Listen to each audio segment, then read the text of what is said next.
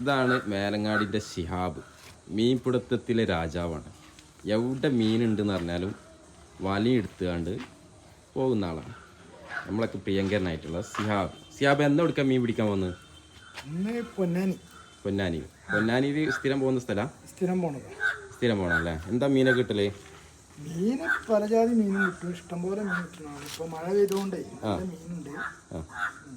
പിന്നെ ചൂണ്ടലിടല്ലേ ഞങ്ങള്? ചൂണ്ടലിന്റെ പരിപാടി ഉണ്ട്. അത് സീസണിലാണ്. നമ്മള് നല്ല ആമൂറിന്റെ വേട്ടക്കൊക്കെ ഇറങ്ങണാണ്. അത് ശരി. ആമൂറിന്റെ ടൈമില്, ആമൂറിന്റെ ടൈമല്ല. നിങ്ങളിതൊരു പ്രൊഫഷനായിട്ട് ചെയ്യണോ അതോ ടൈം പാസ് ആയിട്ട് ചെയ്യുന്നതാണ്? ഇത് നമ്മളൊരു ടൈം പാസ് ആണ്.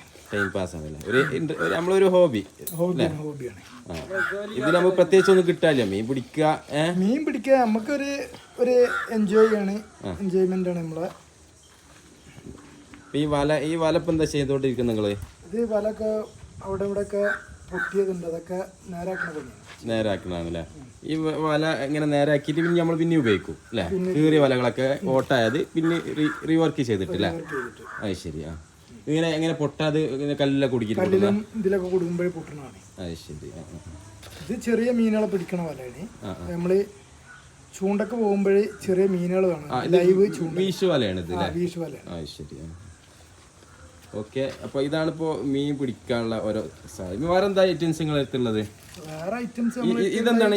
ഇത് അതിൽപ്പെട്ട വല തന്നെയാണ്? വല തന്നെയാണ് അല്ലേ? വേറെ എന്താ നിങ്ങൾ ചൂണ്ടല് അതേമാതിരിക്ക് അങ്ങനെ എന്തെങ്കിലും ഉണ്ടോ? ചൂണ്ടലിന്റെ പരിപാടി ഉണ്ട്. അത് നമ്മളൊരു കൂട്ടുകാരുണ്ട്, നമ്മളെ കൂടെ ഉള്ള ഒരാളുണ്ട്. അത് ശരി. അവന് ഭയങ്കര വേട്ടക്കാരനാണ്, ആമൂർ വേട്ടക്കാരനാണ്. നിഷാദ് എന്ന് പറയും.